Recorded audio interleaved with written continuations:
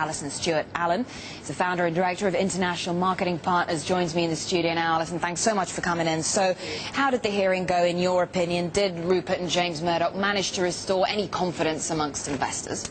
I think one of the things that's really interesting is that they certainly haven't put a lot of concerns at bay. And if anything, I think questions are now being asked about whether these practices are beyond News International and News Corporation. And in fact, perhaps this is an industry-wide phenomenon or practice. But I think specifically for News Corporation, what didn't come across was any ownership of the problem. Trying to or appearing to legitimize the use of private detectives, appearing not to be on top of the facts, appearing not to know that the legal fees of people who are accused and have done prison time for phone hacking have been paid for by their organization.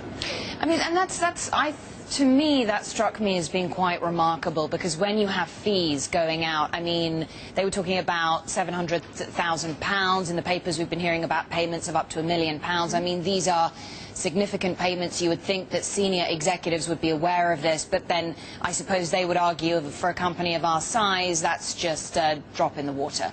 Yes, well, they did say that News of the World was only a 1% component of the wider, larger business. So then you think even James Murdoch, who, was part of News International, would be aware of this? Absolutely. And the distance that they put between themselves and the facts, and not taking ownership and responsibility by saying, no, I'm not responsible, I trusted other people.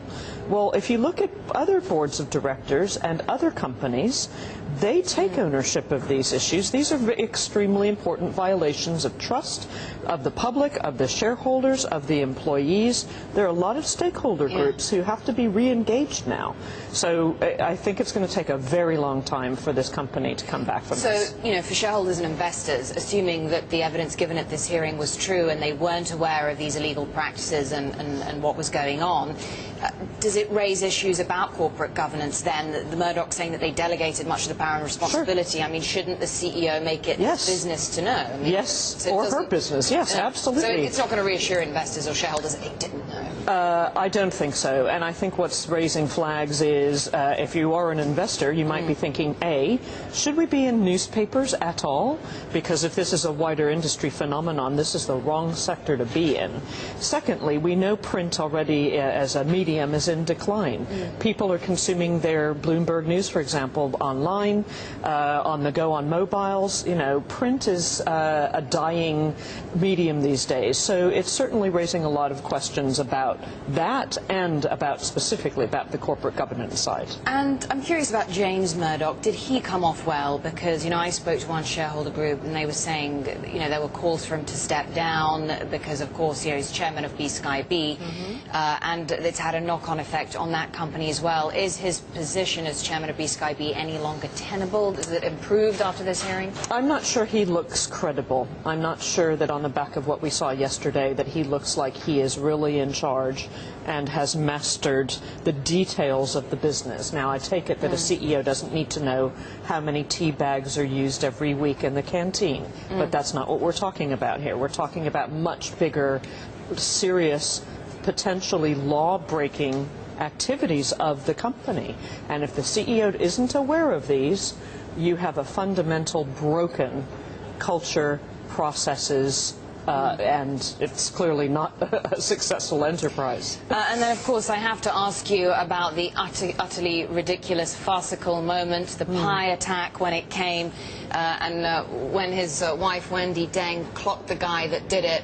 Did that work to the Murdoch's advantage? I mean, the pictures are pretty stunning. Like, newspapers, TV channels, everybody has to run it because it's just compelling, isn't it? I mean, look at it go.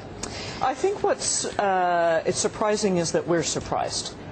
Actually, because given the level of controversy that surrounds him and his organization, I sort of would have expected it. But it certainly did change the mood and the tone of the questioning after that. So it was a turning point in terms of the... I mean, a remarkable change in dynamic when the chairman of the panel sat there and actually apologized to the Murdochs, you know, but, you know, as you say, perhaps we shouldn't have been surprised, perhaps security should have been tighter. But I'm just wondering, you know, with these reports in the US that, you know, board directors are looking at Chase Carey stepping up as CEO. Aside from the gravity of these allegations, just a quick one on Rupert Murdoch's appearance, because would many shareholders, do you think, have been struck by his age and his frailty and his appearance? I mean, there needs to be a succession plan in place, regardless of this. Yes, there does, and it feels very much like a family business with those succession issues alive and well. One could argue that yesterday's performance was completely choreographed in a way that said, I'm not on top of the details, please don't assault me, I'm just an old man, and your aggressive attacks look, you know, overly inhumane. And that you could say that was part of his strategy. There you go. Thanks very much indeed, Alison Stewart, Allen, Director of International Marketing Partners. Really good to get your thoughts, your insight on that hearing.